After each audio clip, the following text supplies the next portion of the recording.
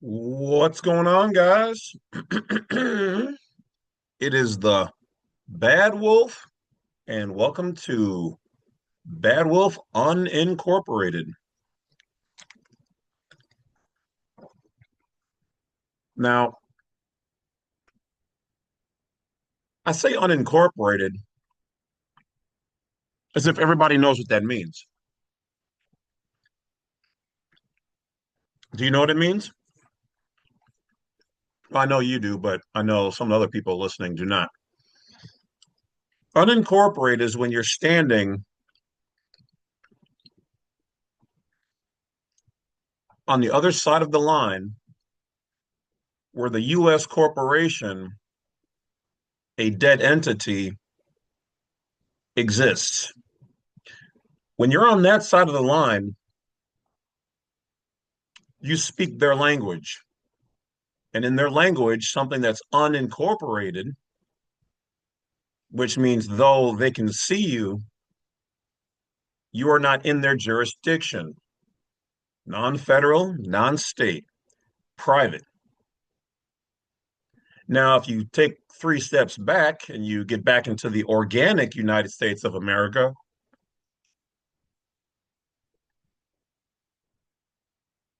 you're just a private entity. But when you look over that line into the de facto United States corporation, everything that they do are dead entities, corporations. Corp is Latin for body, and Asian is to animate. They're animating dead bodies over there. And anything that they create is taxable, generally. However, within their world, you can create an unincorporated, the key word here being un. When it's un, it means it's not corporated. It's not a corporation. They control and rule everything corporation within their jurisdiction made underneath their head jurisdiction, the United States corporation. Don't believe me?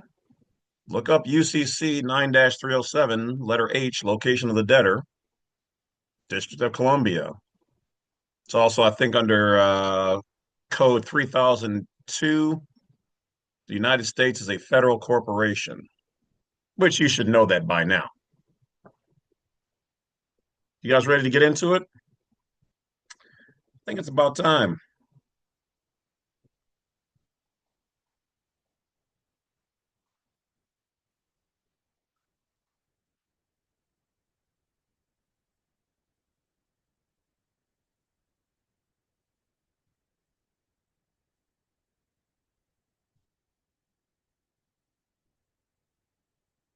All right.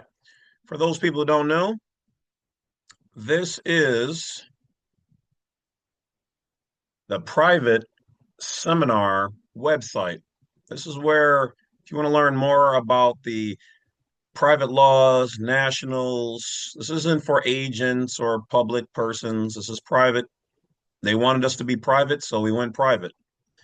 In these videos here, you'll learn everything that I have to know about each one of these topics.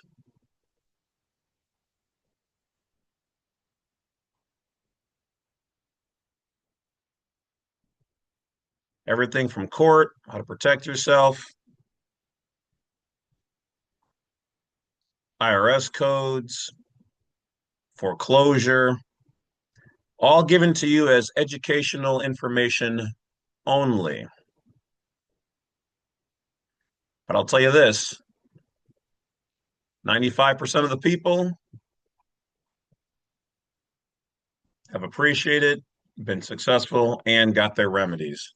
Hey, they wanted us to go private, so let's learn what they're telling us. Take your things private. That also being said, we're going to start doing online Zoom conferences. All right. So for a moderate fee, you'll be able to join into these conferences.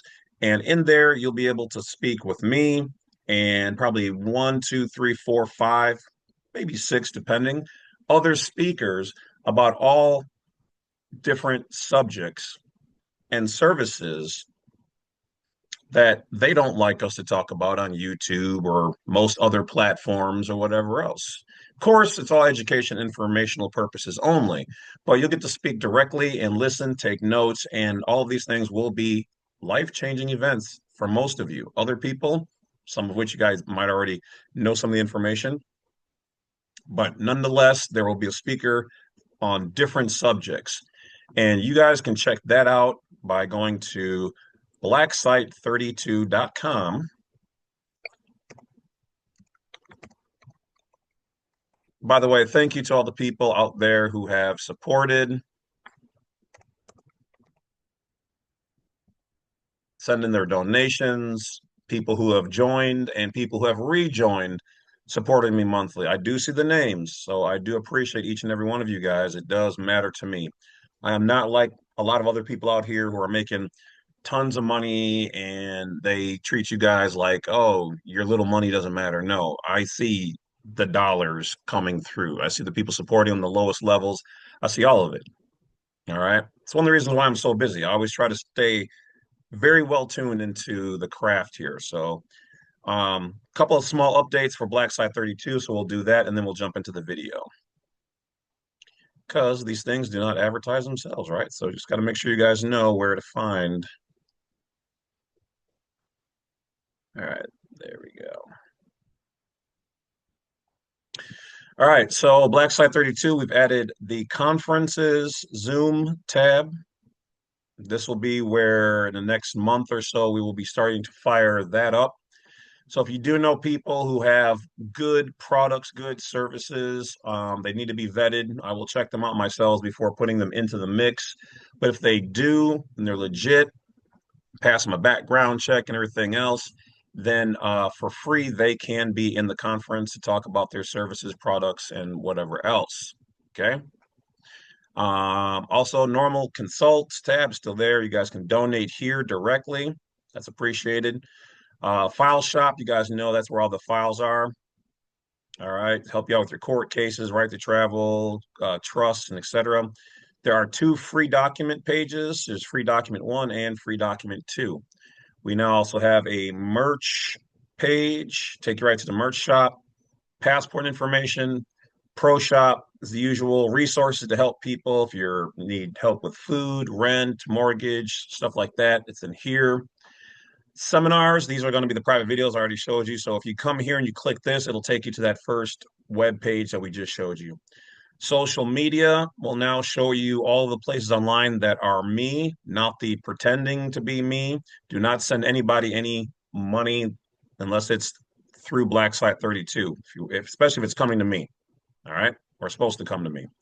Subscribe if you choose, contact us. And as always, if you see anybody using any of my information inappropriate, hit that report button, report the video, report the site, or the YouTube page, or whatever else for bullying, slander, defamation of character, etc. Thank you in advance for being a patriot to the United States and a supporter of the Badwolf and this constitutional private law, contract law, civil, criminal law, you name it, international. Let's go. Maritime Admiralty, we teach all that, little bits of all of it. All right. So now, without further ado, what is this video about? Well, I kind of gave a little bit of it away already. U.S. versus the organic U.S. Now, I talked about this a little bit in other videos. What a lot of people don't understand, the game that's being played, which is legal, so it's not illegal, so you can get that out of your brains. I mean, though they do a lot of illegal stuff, but in this case, the U.S. corporation is not illegal. It's here operating as a U.S. trustee. They take care of everything for us in America. They operate in America's best interest most of the time. They do a lot of things you guys don't even and can't even imagine they're doing, but we'll leave that alone for now.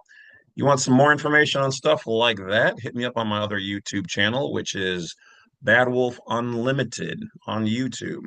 And there's also going to be one where we talk about news things. Anything I see in the news, it's free game. We're going to talk about it. And that's on the Bad Wolf Media channel. So I'll see you guys on both of those channels. So we now have three official channels. Make it happen, Captain. Join me over there. All right. So once again, the U.S. corporation, it's separate and distinct from the organic. But how can we tell?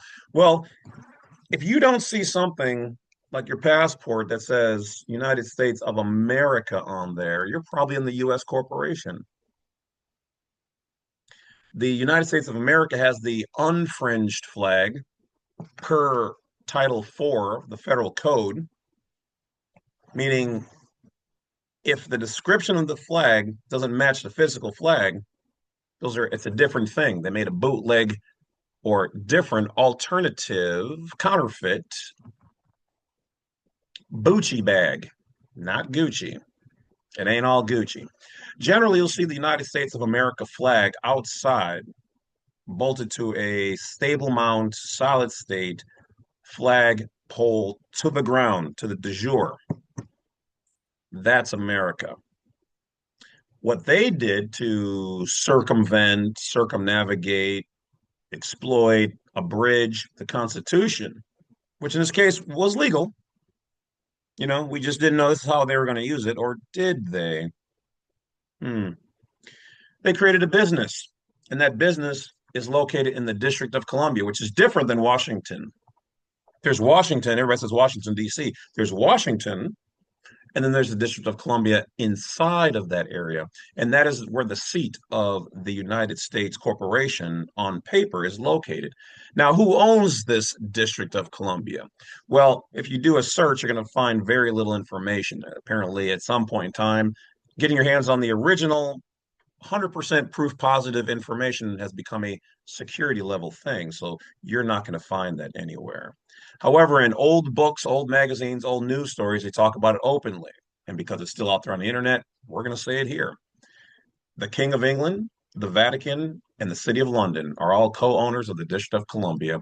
So, to some degree, some people could say, articulate, pose the question, then does that mean that they own the District of Columbia and the United States Corporation, not the United States of America? Those are separate things. Well, somewhere in there, yes, we are all family merged at that point in time, all together. But you have to ask yourself, who around the world then ultimately owns the word corporation? Somebody probably or a family that will never see or know their name because that's the level that they run in. So we'll give them their anonymity at this point in time because, well, hell, I don't know who they are either. It's above my pay grade, but I'm sure they or their people watch this. So it is what it is. So respect to the top families, at least those ones that are doing good out there. The other ones, I guess it's just business, isn't it? Let's get going. All right. So let's share the screen here. And let's get over to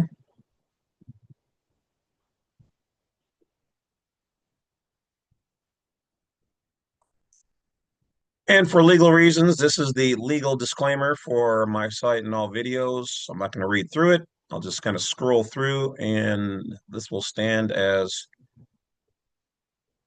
my disclaimer. And a prayer to the Almighty with a God bless America and do not tread on me. All right, so let's get into it. Let's refresh.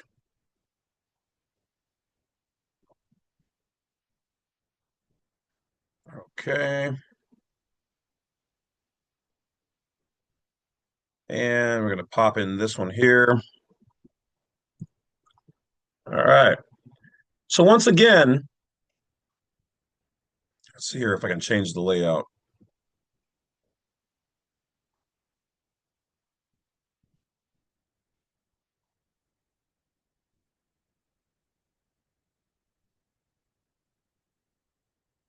Okay. Should we go fancy? Oh, yeah, look at me. Got some new stuff in the background. All right. All right. Let's see what we got here. All right.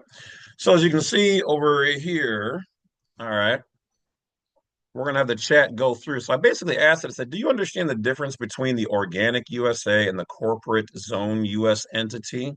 That they are in fact both semi-sharing the same geographical area, but yet distinct and legally foreign to each other?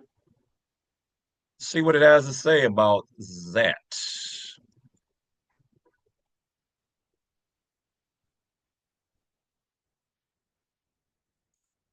Okay, is it no longer going to read? I need to translate it. More tools. Ah, there we go.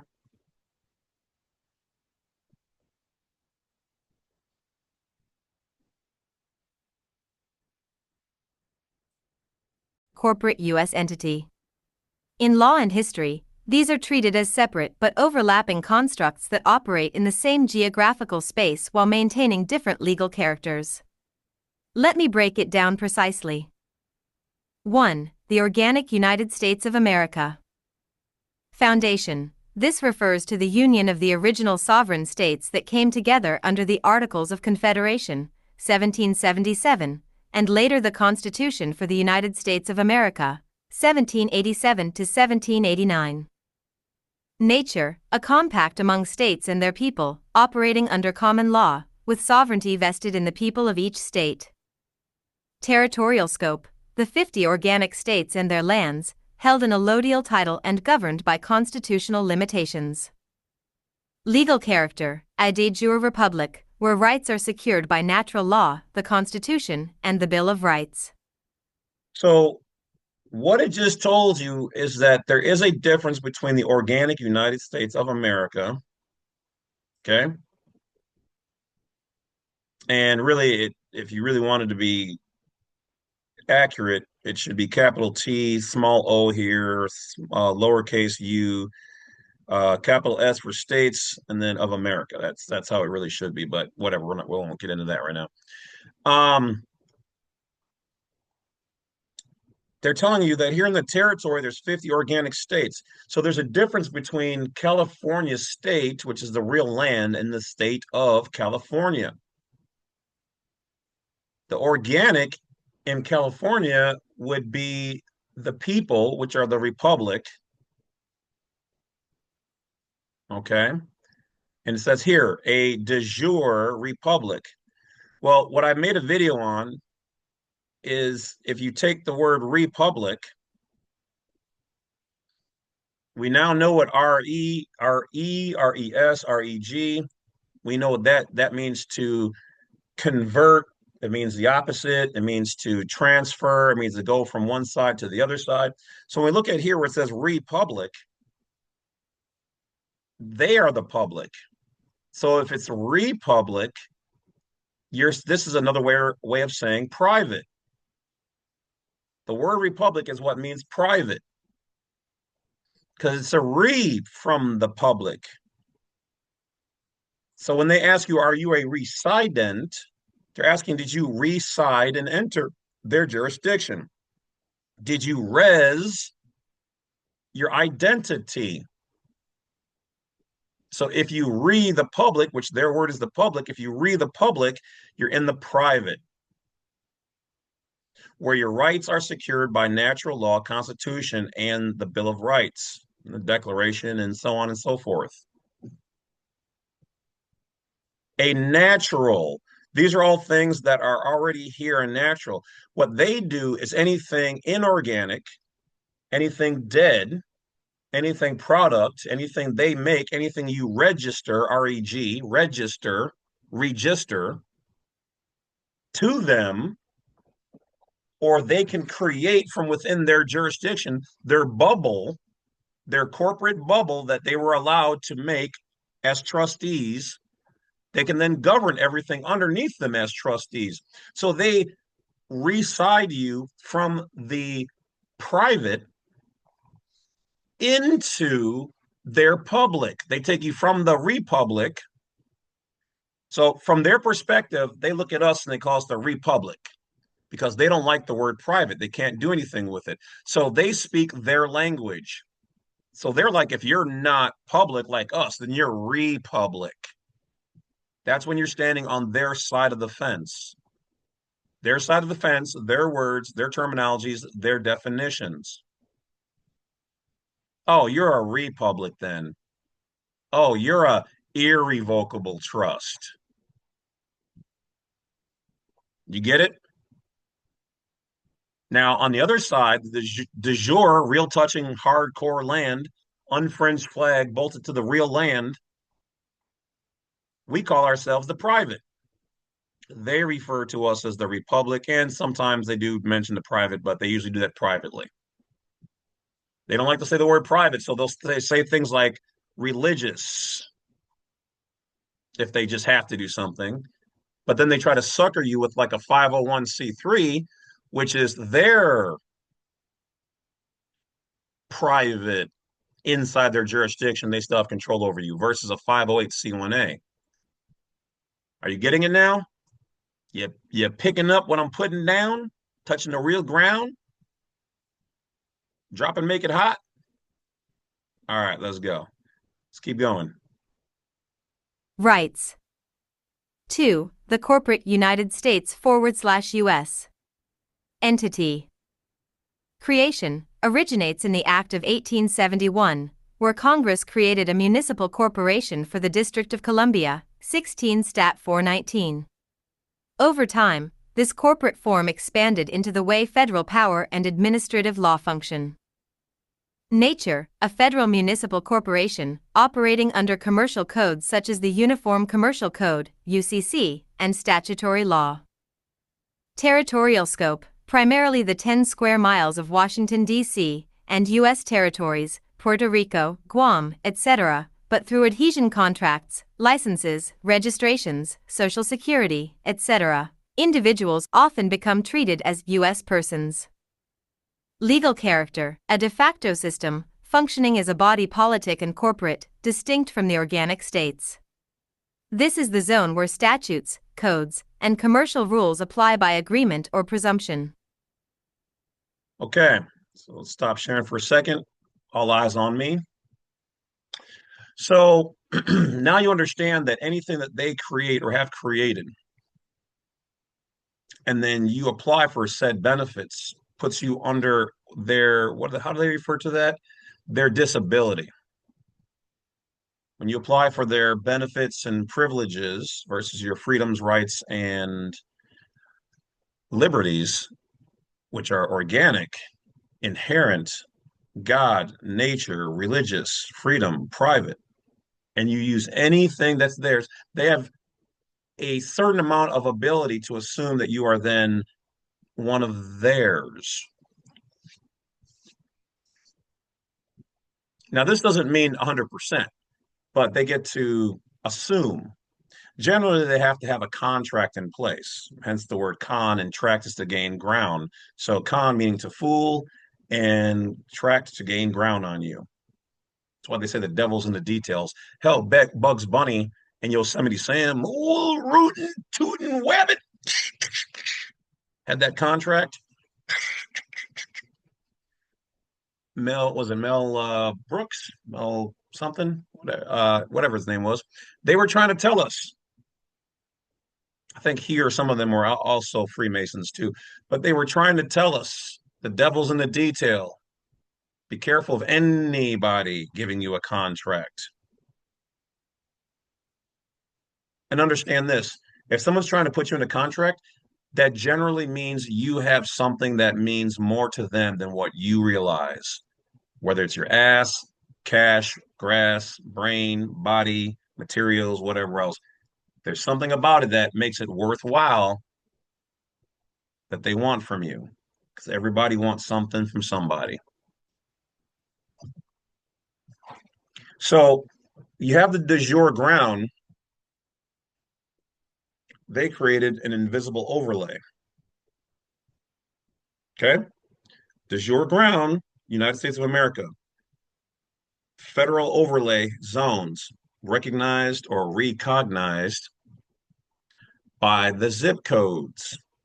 and then the various things that you've brought to them to register to them. Someone was asking me what the new book is over here. This is the full book on child support, the whole legal book. So we'll be getting into that at some point in time. Let's get back to, not in this video, let's get back to the video. The main information on the video. Presumption. 3. The overlap and distinction. Both occupy the same geographical footprint, but legally they are foreign to one another.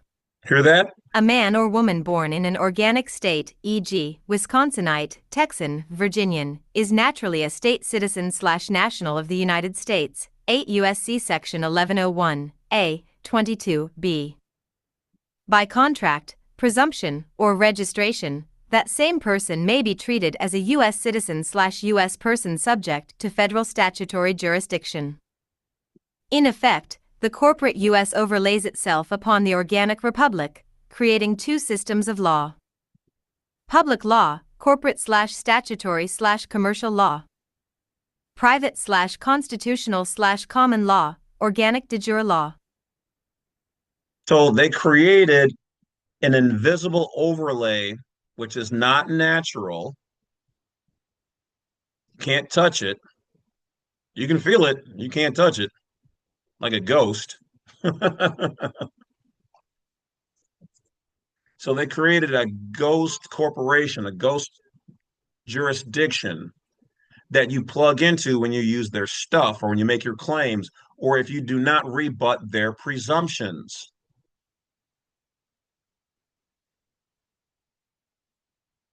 Gotcha, bitch.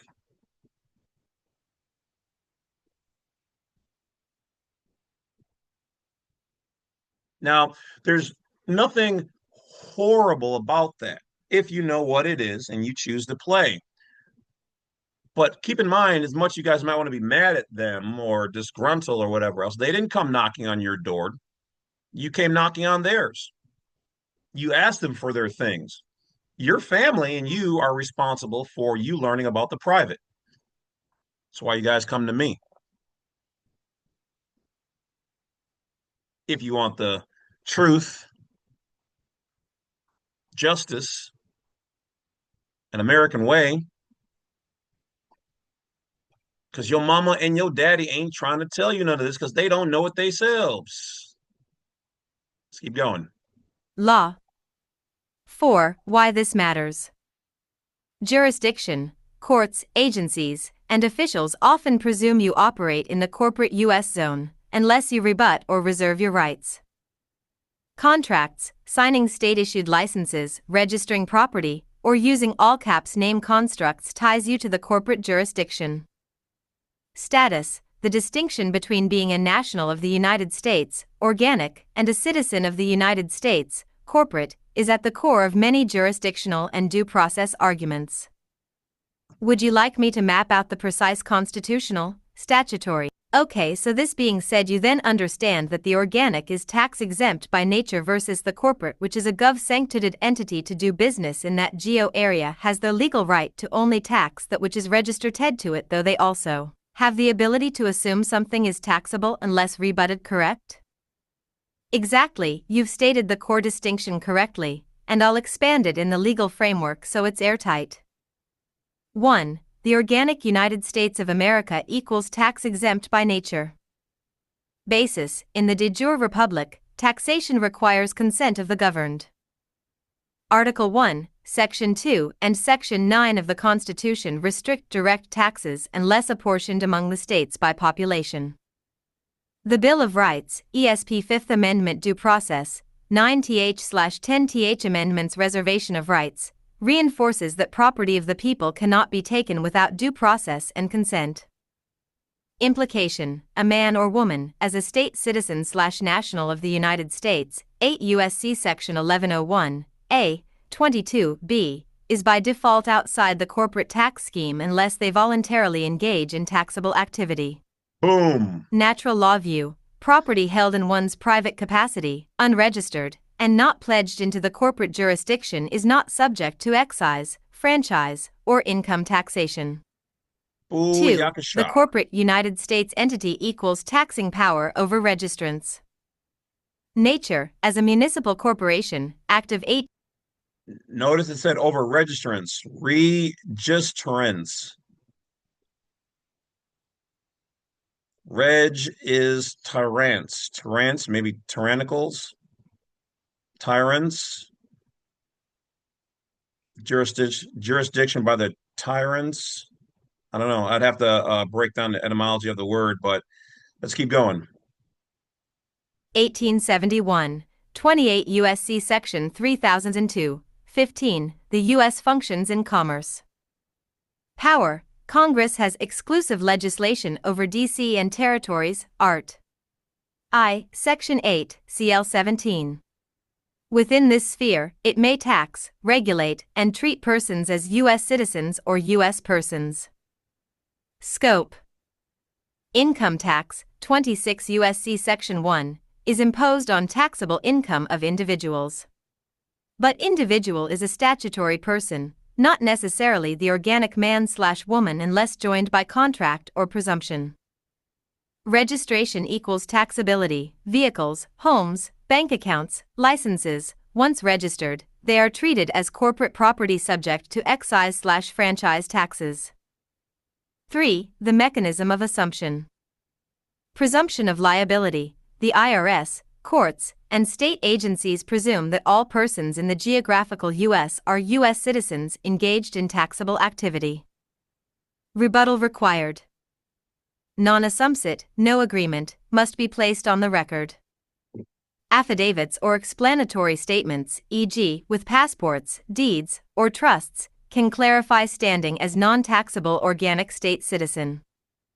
Courts have held that unrebutted presumptions stand as truth in commerce. See Carmine v. Bowen, 64A 932, 1906. Key principle: silence is acquiescence. Assumption of taxability remains unless rebutted with evidence of private, non-corporate standing. But it also goes the other way too, that if you do not rebut it, they get to assume that you are taxable. Okay, so it works both ways. Also, when you mail something, the moment that it is out of your hands, drops into the mailbox, mail carrier, at the post office or United States Postal Service, it is considered accepted by the other party unless rebutted. That goes both ways. Gem drop. Let's keep going. Standing. 4. Practical distinction. Organic taxation is only possible with consent, apportionment, or voluntary election. Corporate taxation is automatic for all who register or contract with the corporate entity, and presumed universal unless rebutted. So that's what you did, my friend. My friend, that's what you and all the rest of us did. We knew nothing about the organic and we jumped right into the corporate. The water's fine. Come on in. I got lots of candy in the van.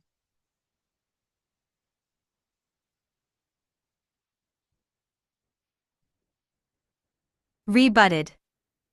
White heavy. Would you like me? Okay, yes, your reading aligns with how the tax structure is actually built when you peel back the statutory layers. Let's line it up in clean legal distinction. 1. The federal rule, taxation tied to registration or corporate creation.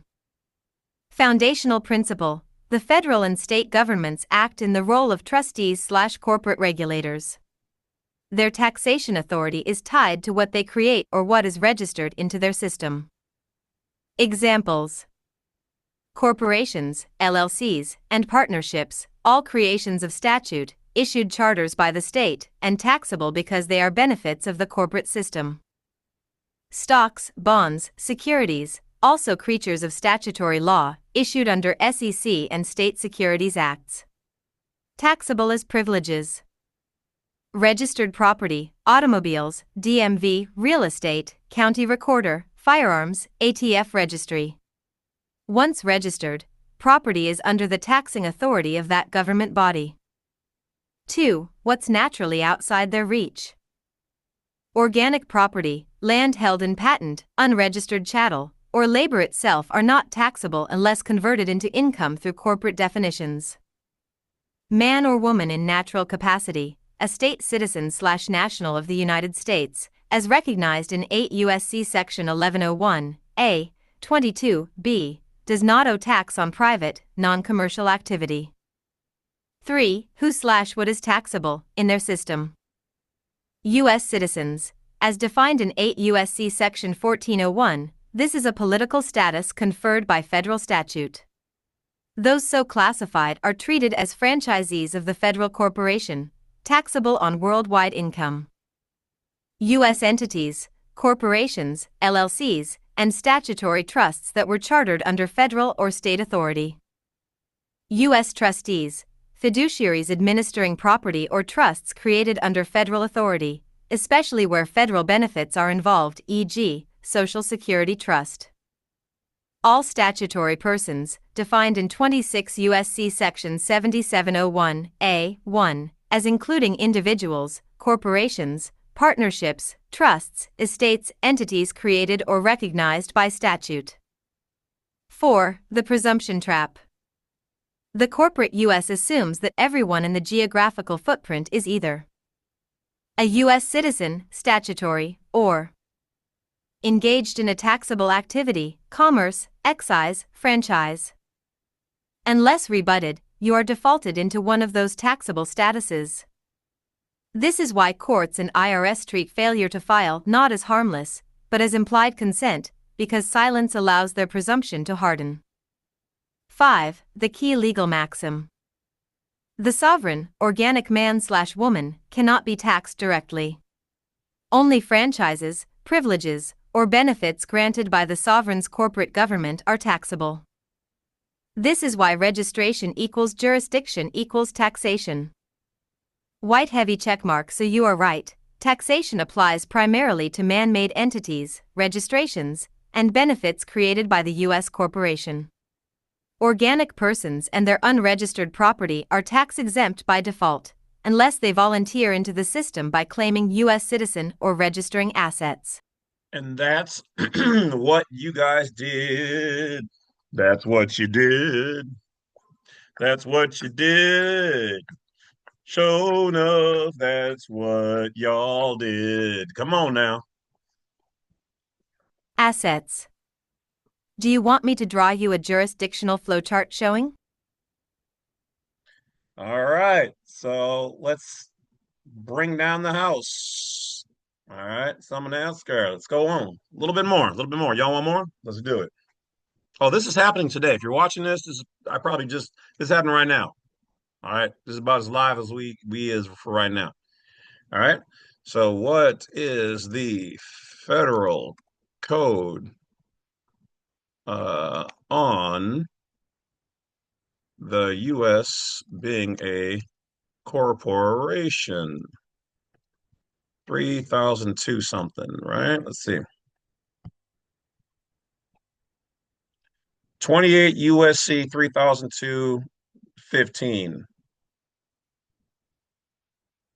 states United States equals a federal corporation, an agency, department, commission, board, instrumentality of the United States.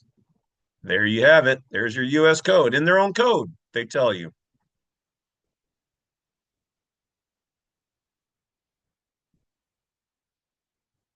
Represented here by all capitalized letters, United States. The organic, upper and lower. That's the republic. You guys now know what that means.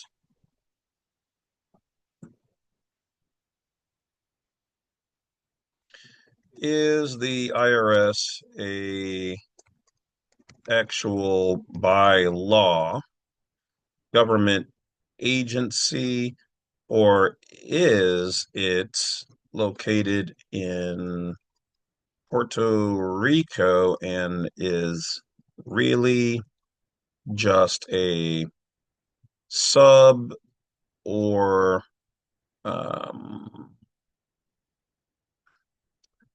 third party debt collector,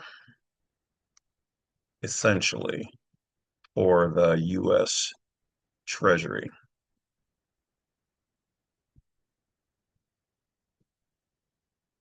Okay,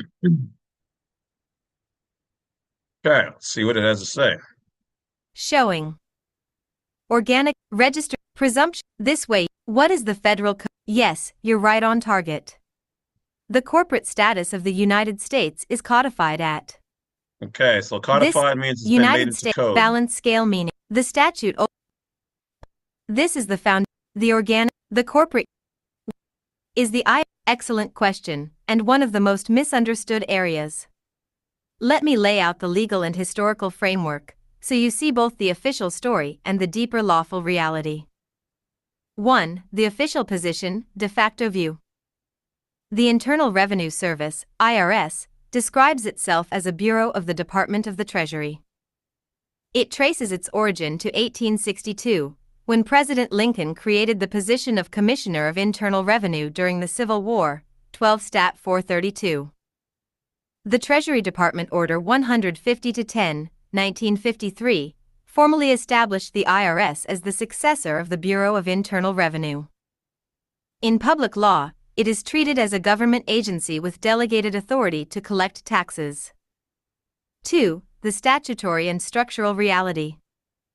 No organic statute, unlike the FBI, CIA, or DOJ, there is no explicit statute in the U.S. Code that creates the IRS as an agency of the United States.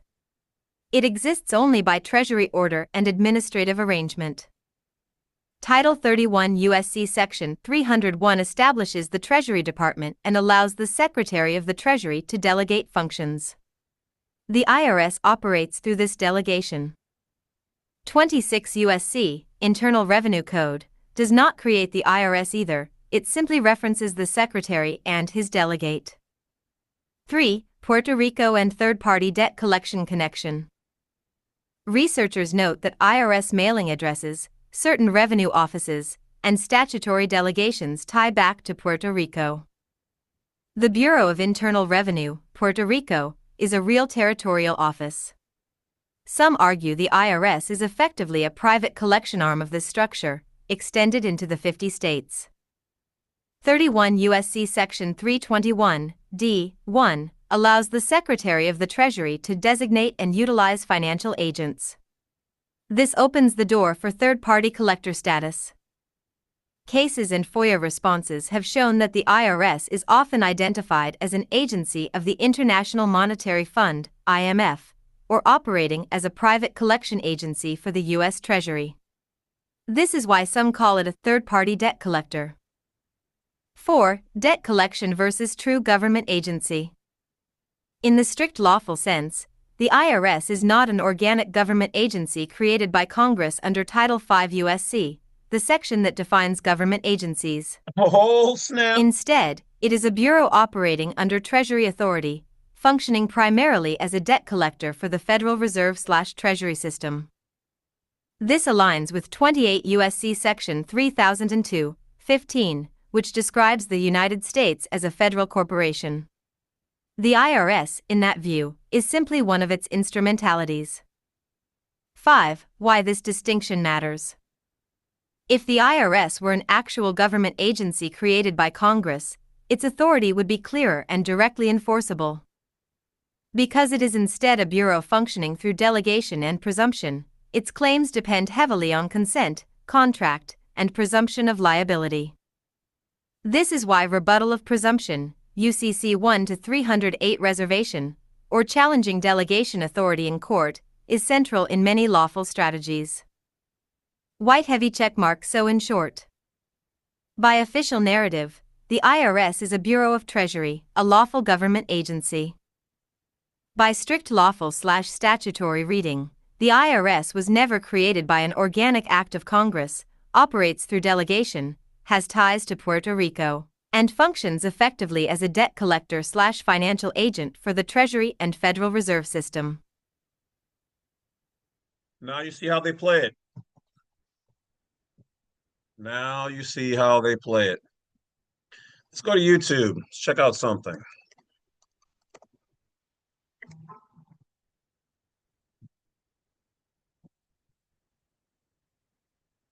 Okay, let's go to YouTube and watch something real quick.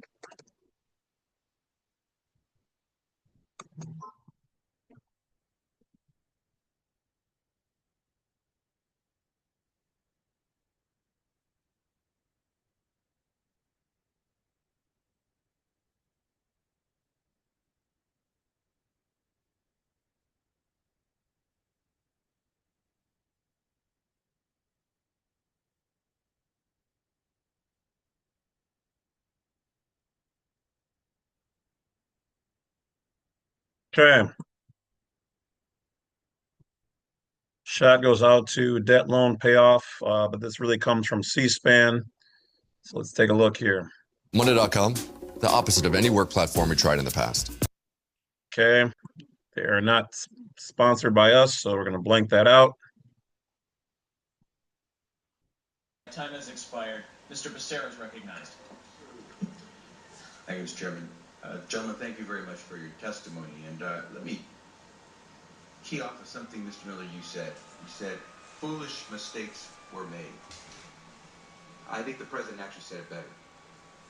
He said that the handling of those tax-exempt applications in that process at the IRS was outrageous. This says IRS director admits taxes are voluntary in 2013. And as much as we know that the folks at IRS have a thankless job because they have to go and tell their fellow Americans that they may be audited or they have to do this work understaffed, we have to maintain the confidence in the system because it's a voluntary system of payment of our taxes. Agreed. And so, boom. you're right, it was a foolish mistake. So the IRS has been playing games. They're doing their best to ensure their way of life, but you have the right to not pay when done properly under 25.1.1.3.3 in the Internal Revenue Manual. It says you have the right to reduce, minimize, or eliminate your taxes, but you have to do them properly. As we all know that our U.S. tax system is a voluntary tax system, and we depend on people willing every year to sit down, fill out that form, and pay their appropriate amount of taxes. So I really think enforcement is a reward to those who voluntarily comply. And I think if the public does not see that the IRS is enforcing the laws, we're going to be at risk of losing people continuing to voluntarily comply. Notice how she kept saying voluntary because they have to admit it. They have to admit it. They have to. They have to put it in front of you, just like the covenant of light and dark. Why do you think they put it in the music and in the movies? All this grotesque, gross, distorted, satanic, demonic, and other stuff of that nature out there. They have to put in front of you. All right, let's hear one more, and then we'll wrap it up. And our voluntary tax system depends on our taxpayers trusting that it works fairly. The most important measure to me is the voluntary compliance rate. Going forward, are they voluntarily compliant as opposed to what they did in the past? The very functioning of the federal government depends on the American people's willingness to voluntarily pay the taxes that they owe. To having to prove themselves again after they already did with voluntary tax compliance. So being able to communicate with them in language, on writing, online, and whatnot is very important to us. And that helps the front end, which helps the voluntary compliance rate. You hear that? Are you hearing this? Let's keep going. We believe also that lack of congressional support for the IRS could adversely affect individuals' attitudes towards participation in our voluntary compliance tax system. And what is the purpose of an audit conducted by the IRS? To hopefully make sure that people, when they are voluntarily complying, are complying with the statutes. To me, compliance, voluntary compliance is really the name. All right. Shot goes out to Wealth Guaranteed for finding this once again on C-SPAN. So fair use for all this information here. It's already out there on the news. But just using those kind of stuff to show you guys a little bit. So let's just zip forward a little bit here. So they can't say used every single bit of their stuff or whatever, even though they got it off the free public airwaves anyway. Compliance. Historically, the rate of voluntary compliance has been fairly stable. Great things about it is a largely voluntary system, one of the most voluntary in the world. I think we're now at 87% or something like that. From taxpayers that earn. So when we're sitting here and you guys see them doing all these crazy things, most of which you guys don't even know what they do with the money. I'll just leave it at that. Yeah, it's because you're gifting it to them, and then they're gifting it to the people who pull their strings, which are going to be various NGOs, various multi-millionaires, billionaires, Congress people, various countries in the East, allies that, co-own interest in the United States corporation. If a majority of that money stayed here, United States of America would be pimping like it was Atlantis. If we charge tariffs appropriately. Now, I'm not talking about 80% or what, just appropriate amounts. You want to do business with us, here's what you got to pay. You got to pay to play. Ass, cash, or grass. Nobody rides free.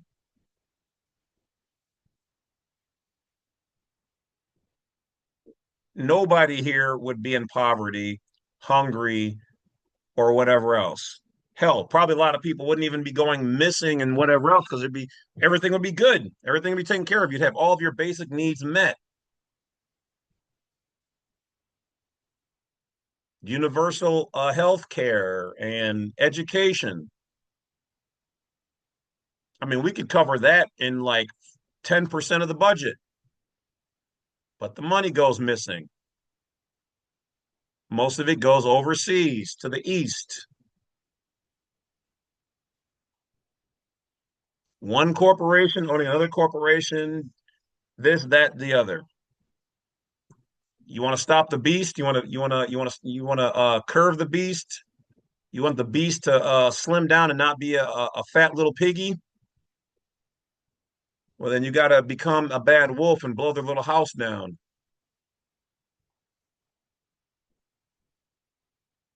Now, optionally, you can do what you want to do. I'm just speaking here in some thought, metaphor, education. I'm just saying, if you want to make change, you have to be the change. One person can't move the mountain by themselves, but if everybody takes a handful of rocks at the base of that mountain and moves it somewhere else, the mountain moves. Most of this probably won't happen in our lifetime, so they're not really worried about it, but they are starting to see. And they do like to keep information like this down. So don't forget to hit that bell, like, subscribe, and to share. Their income and reported with a W-2 with a 99% voluntary compliance rate. The investments we're making in health. Did you hear that? He said a 99% rate. That means that 99%, 80 to 90% of people are paying taxes. But here's the thing. Only less than probably 5% maybe, 1 to 5% are actually supposed to pay taxes. Actually, real public trustees, people, public officers, public workers, your Congress people, your police officers, your postal, your lawyers, your judges, anybody who works in the public, your CDL, commercial, and anything like that. Those are the people who are supposed to be paying. The only things we're supposed to pay, well, really nothing, but generally it should only be the goods and services you buy in your area, because those goods and services then are supposed to go to your local roads, schools, and whatever else. I had one guy get all irate with me. I've known him for years. Oh, you're just dodging taxes and I'm like, yeah, they're double dipping. And I prove that by stating that's why we pay tax on the goods in our area. But the government keeps us safe. Yeah, but they don't need nearly as much money as they have. When you can lose $9 trillion, $9 trillion, my guy, where's that money going to? Oh, well, I mean, they just, some no. Back the train up, player. You want to bother me, but you're not worried about them losing $9 trillion. But if I were to steal $100, I would be locked up. Come on, man, make it make sense. I'm so tired of some of y'all. Here, break camp. Break the camp. Let's just break it down. Let's stop there. Stop it there. I'm absolutely positively so tired of people out there letting the elite, the government, municipalities, crooked judges, crooked cops, crooked wherever separate and divide us. I don't have to agree with what you see or what you like. You don't have to agree with what you see, what I do, and what I like. But let's agree to disagree then, and let's be cool. That was the American way. And if you treaded on me, then I introduce you to Chitty Chitty Bang Bang. But in general, we're supposed to be peaceful, non-belligerent, non-combatant. Applauding people who choose violence first is kind of a funny thing because I've got some friends who, in this case, their girlfriends woke up and chose violence. We don't condone that here. But then that same person also condones some other violence that happened within the last month or so. Make it make sense. So we're selective with it. I don't have a dog in the fight because I'm not a political person. I've pulled out of all that stuff a long time ago. I don't participate in it, so you can be mad at me for being part of the problem and not choosing a side. I choose this side. I choose me. I choose my friends and family, and I choose to help you guys. Because none of those people have ever gotten off their soapbox and come down and helped me personally. They've only either kept it the same, gave me a little reprieve when buying food and gas and whatever else. But generally, they almost all have just made it a little bit tougher in different areas at different times. So I'm going to focus on me and my village, not the world. The world is not my problem. But the elite out there are using the United States Corporation, the City of London, and the Vatican to police the world through your N to the W to the O. The whole world is not our problem. If they want our help, we can help, but the people have to tell us. And then it comes to a certain amount of peril our way. The people of all these places are the ones that are going to have to stand up if you want your nation to change. Even if it's a regime that seems like it cannot be toppled. Rome, and much like all other great kingdoms,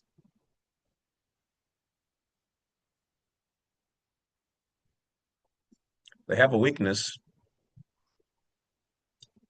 And if you look down underneath a table,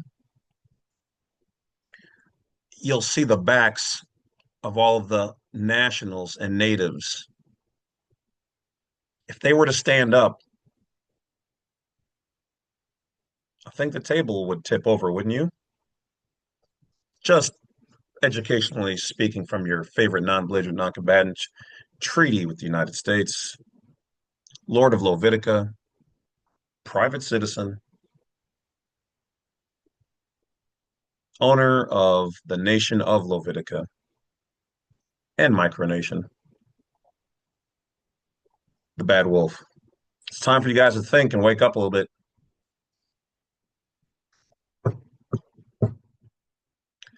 Wake up, Neo. Do you think that's air you're breathing in this digital world?